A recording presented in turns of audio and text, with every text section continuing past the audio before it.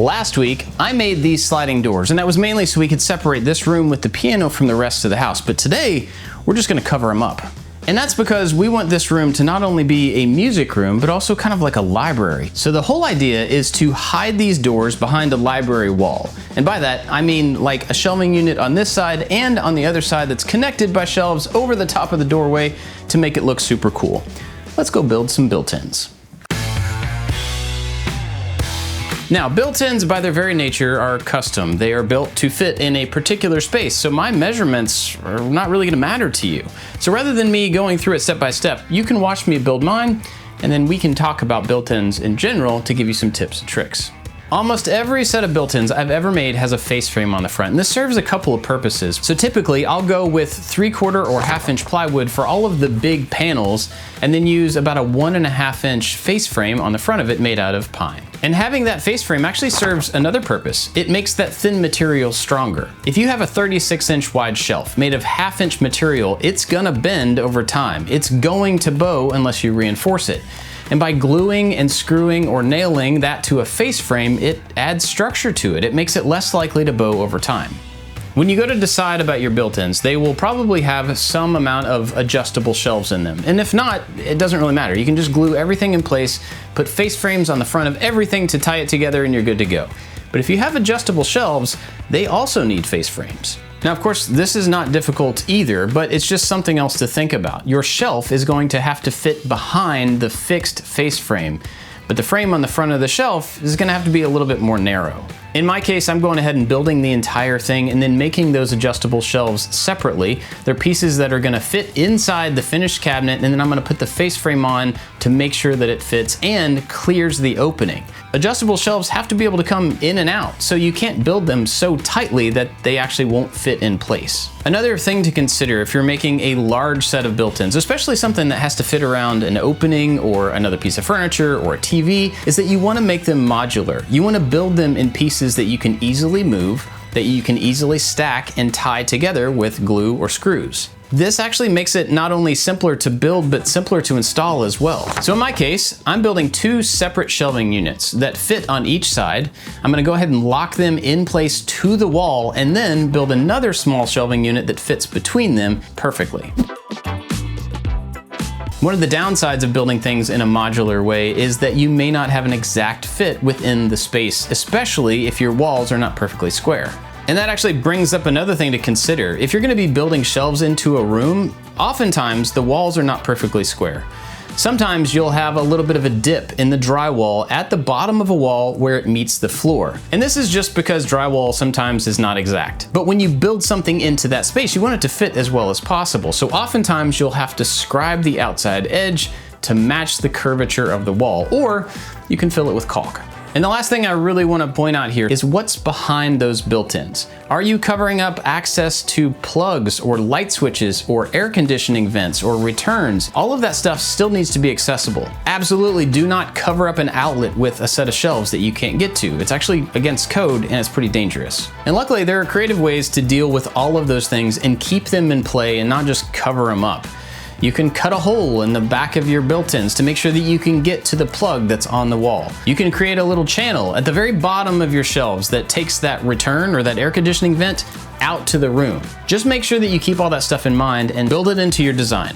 I put this simple carcass together with glue and brad nails. That will be plenty strong enough, but one of the reasons I did that is because I'm using 1/2 inch plywood. Pocket holes, not so great. Although if you were using thicker material, that would work just fine. You could also use dowels or biscuits or whatever joinery method you want. It doesn't really matter. One of the cool things about built-ins is that they are also attached to the walls or the ceiling or other cabinets, so they get some structure from external stuff. But there is one more thing we need to add here to toughen it up just a little bit. It's time to add the face frame. Now I don't know if there's a right or wrong way to do this, but I usually make the top piece and then the side pieces and then kind of everything in between. But this one's a little bit different. This case is gonna be one of 3 sections that's gonna go across the entire room, and the top of it is gonna have crown molding. Now because of that, I wanna have one piece of material that is lined up with this top edge and runs all the way across the entire room basically, so I'm gonna wait on that till all of this stuff is installed. So for now, I'm gonna leave this top piece off and just do all the rest of the frames.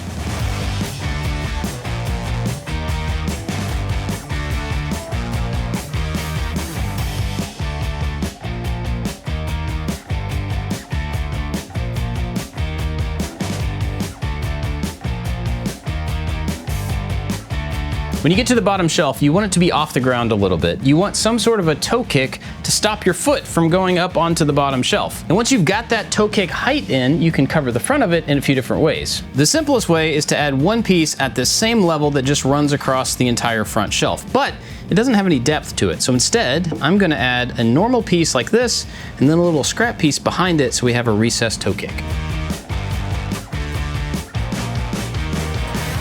Like that. Shelving unit number 1 is ready for paint, but the next thing we gotta do is actually make the adjustable shelves. Luckily, they're super easy. Now the shelf pieces themselves actually have to fit behind the face frame, so they're this full width minus a little bit because you have to be able to get them in there and drop them into place onto the supports. The face frame is the same size as this piece. It has to fit in between the two sides and just be centered on the front of the shelf.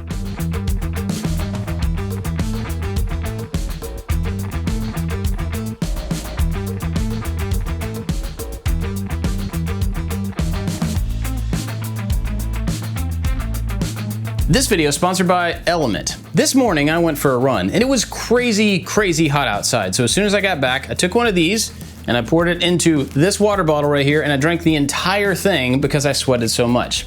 This is an electrolyte drink mix that you just mix into water and it helps put all the electrolytes back into you that you lose when you sweat. I actually didn't use grapefruit, I used lemon, this is my favorite, but there's a bunch of different flavors and actually they're all pretty good. But no matter which flavor you get, it's got 1,000 milligrams of sodium, 200 milligrams of potassium, and 60 milligrams of magnesium. These are all things that your body needs to kind of rebuild, recharge after a heavy workout. This stuff is backed by science. It was made for elite athletes. It has no sugar, no sweeteners, no crazy chemicals, just the bare stuff that your body needs. Now I started drinking this because I run a lot, I sweat a lot outside, and I lose a lot of electrolytes, but there's a lot of ways to lose electrolytes, whether you're just like hanging out on the lake all day or working in the yard, maybe you do construction, whatever it is, you need to put all that stuff back into your body, and this is a fantastic way to do it.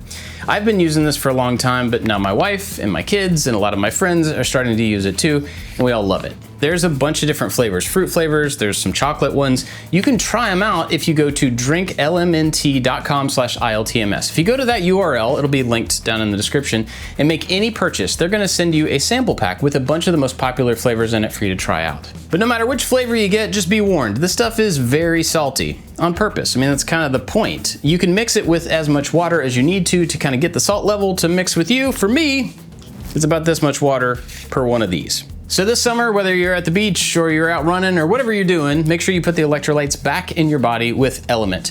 Hit the link down below, go check them out, and huge thanks to Element for sponsoring this video.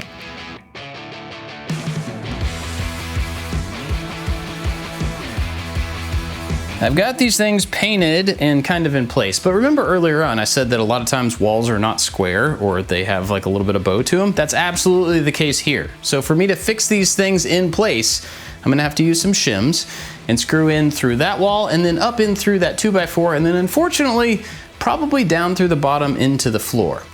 I'll show you why.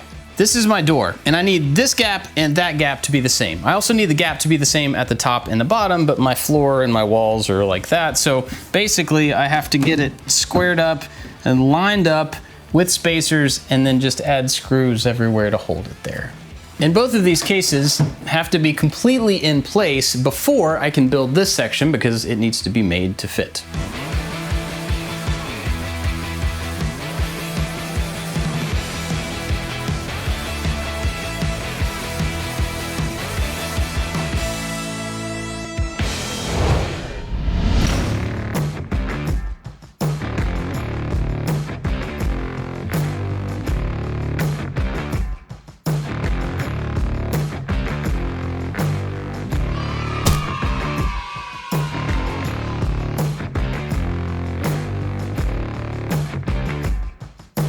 If you've been around the channel for a while, you know how much I hate painting, but it turns out using a spray gun actually makes it pretty bearable.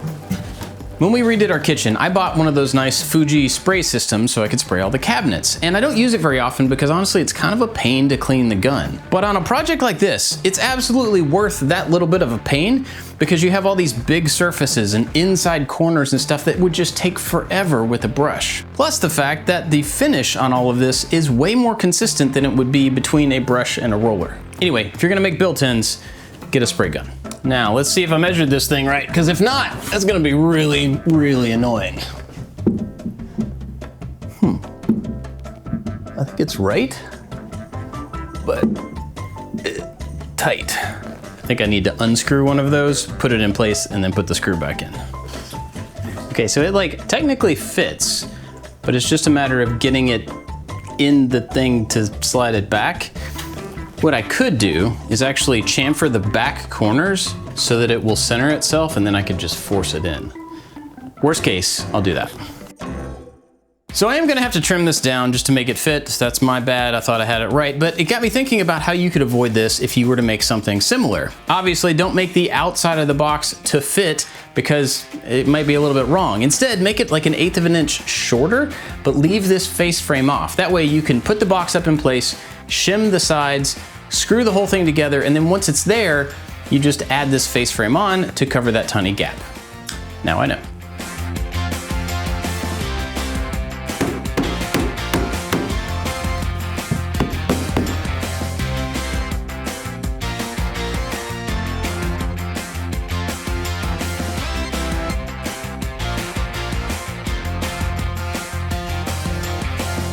You know how much I hate painting.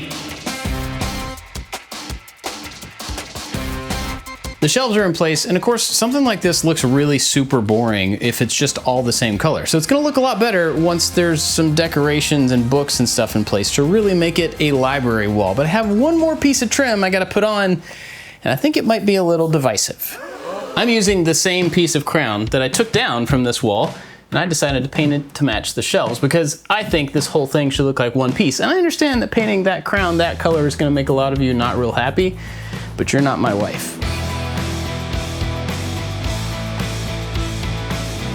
Now for the record, I think the painted crown actually looks really good, but the last step is to fill up these shelves with a whole lot of books.